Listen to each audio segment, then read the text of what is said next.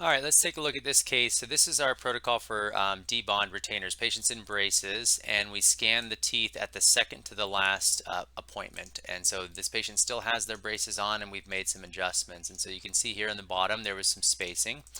And what we've done here is just use mesial movement of the teeth, and we've documented in the chart how much space needs to close. So you can see here we have 0.3 millimeters, 0.5 millimeters between this lower left 4, 5, 0.3, 0.1 here. So this is all documented in the chart.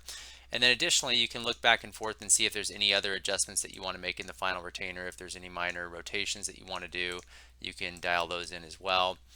And I'll usually just scroll back and forth, something like that, to take a look. We'll take a look at the occlusion overall. You can turn on your heat map to see what's going on there. If you want to, you can, any sort of minor. I'll usually go, my rule of thumb is usually up to about 4 to 5 aligners if it's simple rotations, things like that. If ever you need space, you can grab, like with that rotation, might need a little bit of space there, so you can grab that, just distalize that. And we'll go from the beginning there. Okay, perfect. You can see there, we could potentially settle in these teeth a little bit more if we wanted to. And something like that. And let's check this other side here. Same thing, we could do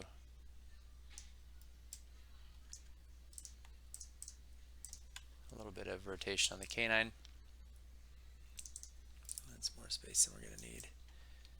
And any other settling of teeth that we want to do, we can take care of that at the same time. And it kind of acts like a positioner in a way. So you can allow the teeth to settle into occlusion. This patient will wear these retainers at night, so I've not found it necessary to have them wear them full time, especially when it's extrusion, mild rotations, things that the teeth essentially want to do anyway.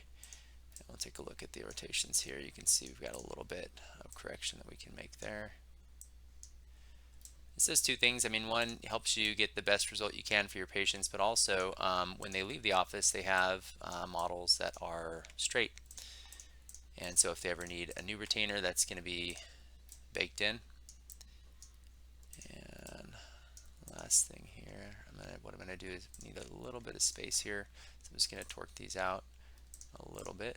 We're going to distalize that a tiny bit, and I'm just going to make a little bit of room. You can see here the movements are so minor, it's not even triggering any spaces or IPR. You can see there it did. So we'll take another look here. Okay, and of course we can e-plasty those once we're completely finished. Something like that. Yeah, I don't think that's a real space there. A little bit heavy on our premolar here. So we can go ahead and dial that in as well. And a little heavy on our molar on the right side. And is that really going to matter? Probably not, but you can adjust it while we're in there. So once we have the major adjustments done, then we'll go ahead and go to the velocity. We'll just crank this down to 1. So you can take a final look just to make sure you're comfortable with the movements, but it's mostly just settling and closing some space. That lower liner is going to be tight when they put it in. It's going to be snug. We've actually added some power chain to the braces, so the braces are already going to close most of those spaces up, and then the retainer is going to be designed to keep them closed, essentially, just make sure that they're snug. And then we'll export those and print them, and that is how we typically will do our, we call them debond retainers after our complete detail appointment. So on the last adjustment, every patient will get scanned, and we'll look at those, and we'll create the final retainers based on the scan from that last adjustment visit.